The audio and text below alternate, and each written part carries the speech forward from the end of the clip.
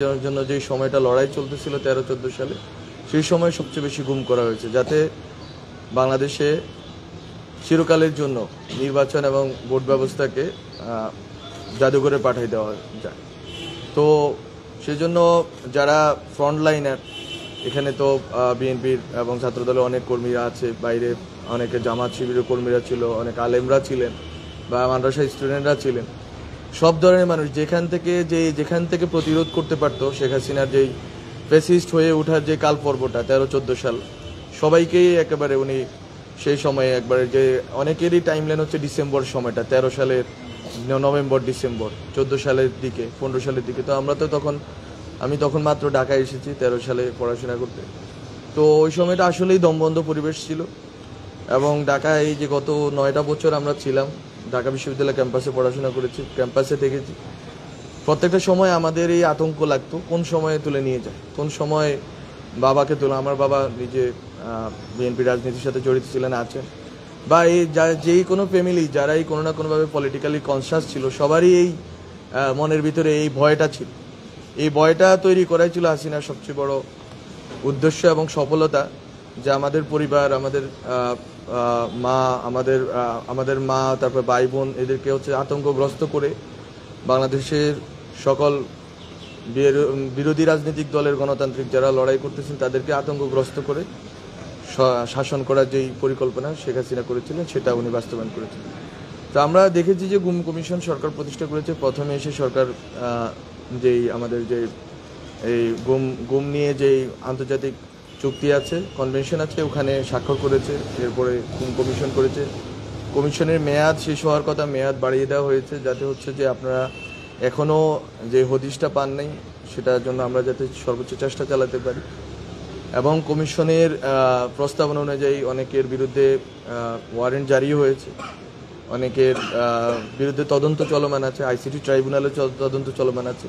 কিন্তু আমরা জানি যে আসলে 15-20 জন মানুষই এখানে জড়িত ছিল না, এই সংখ্যাটা অনেক বড়। এবং এটা একটা সিস্টেম ছিল যে পুলিশ বাহিনী, র্যাব বলেন, পুলিশ র্যাব বলেন, গোয়েন্দা সংস্থা বলেন, তৎকালীন সকল অ্যাপারেটাস, রাষ্ট্রের সকল সংগঠন অঙ্গকে এখানে জড়িয়ে ফেলা হয়েছিল।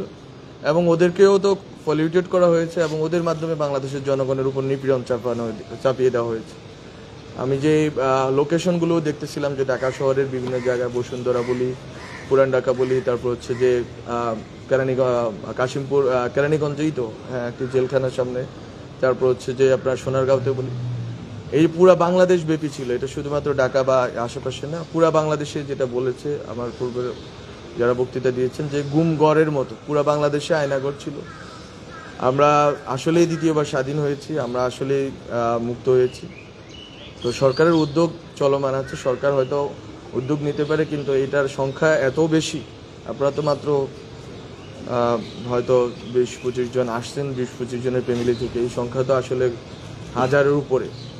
এবং অধিকাংশ ফ্যামিলি আসলে কাউকে খুঁজে পায়নি। আশা করি যে যেই সকল বাহিনী এবং যে সকল বাহিনীর সদস্যরা এখানে জড়িত ছিলেন, তাদেরকে বিচারের আওতায় আনা হবে এই সরকারের আমলেই। এবং এই বিচার প্রক্রিয়া কিন্তু আজকালের নয়। তো এই ক্ষেত্রে আমি বলতে চাইবো যে এখানে অনেকেই গুমের শিকার ফ্যামিলি আছেন যারা বিএনপি রাজনীতি করেছেন। আসলে বিএনপি, জামাত, ছাত্র, আলেম, ওলামা, মাদ্রাসা স্টুডেন্ট, কেউ আসলে আলাদা না, সবাই হাসিনার ভিকটিম ছিলেন। এখনও হাসিনা ভারতে বসে ষড়যন্ত্র করার চেষ্টা করছে। এবং ভারত খুবই আনফর্চুনেটলি এই হাসিনা এবং তার যে সন্ত্রাসী বাহিনী, ওদেরকে আশ্রয় দিচ্ছে। আমরা শুনতে পেয়েছি কয়েক লাখের কাছাকাছি আওয়ামী লীগের সন্ত্রাসীরা ভারতে আশ্রয় নিয়েছে। তো আমরা মনে করি এটা বাংলাদেশের মানুষের যে গণতান্ত্রিক লড়াই আছে, গণতান্ত্রিক অধিকারের জন্য যেই গত 15 বছরের যে লড়াই এখানেই আমরা দেখতে পাচ্ছি যে 1,500-2,000-এর মতো মানুষ গুমের শিকার হয়েছেন, 3,000-4,000 মানুষ এক্সট্রা জুডিশিয়াল কিলিংয়ের শিকার হয়েছেন, জুলাইয়ে 2,000-এর কাছাকাছি স্টুডেন্ট শহীদ হয়েছেন। তো তাদের যদি মর্যাদা যদি আমাদের প্রতিবেশী রাষ্ট্র না দেয়, আমরা মনে করি এটা আমাদের জন্য খুবই দুর্ভাগ্যজনক। বাংলাদেশের গণতান্ত্রিক লড়াইয়ের ক্ষেত্রে, গণ অভ্যুত্থানের পক্ষে একটি প্রজন্ম, একটি জনগোষ্ঠী দাঁড়িয়ে গেছে।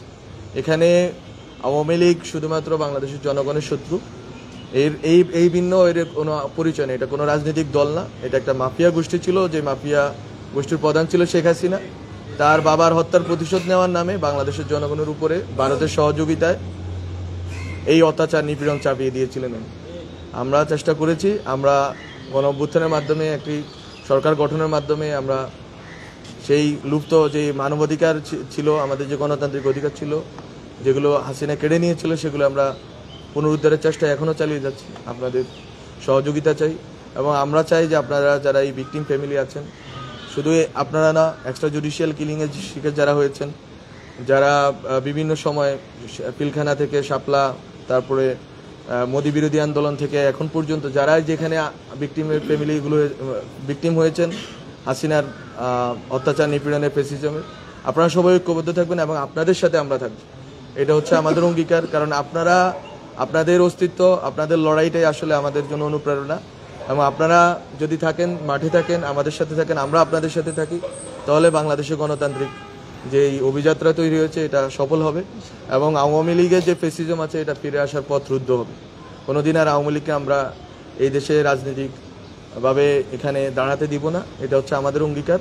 কারণ তারা যদি আবারও সুযোগ পায়, এবার মাত্র 3000 এক্সট্রা জুডিশিয়াল কিলিং, 1500 2000 গুম হয়েছে, আবার যদি সুযোগ পায় এটা সংখ্যা অনেক গুণ হবে, এবং আমরা এই সুযোগটা আওয়ামী লীগকে দিতে পারি না।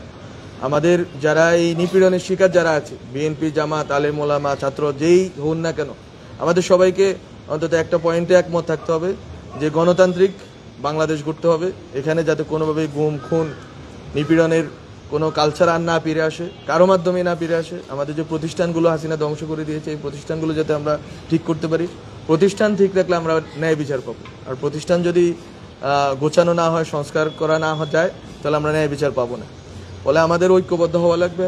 শেখ হাসিনা ফ্যাসিজম এবং শেখ হাসিনা ফ্যাসিজমকে যারা দেশের বাইরে থেকে যারাই সহযোগিতা করেছে, সবার বিরুদ্ধে আমাদের ঐক্যবদ্ধ থাকতে হবে, এবং আপনাদের সাথে আমরা থাকব।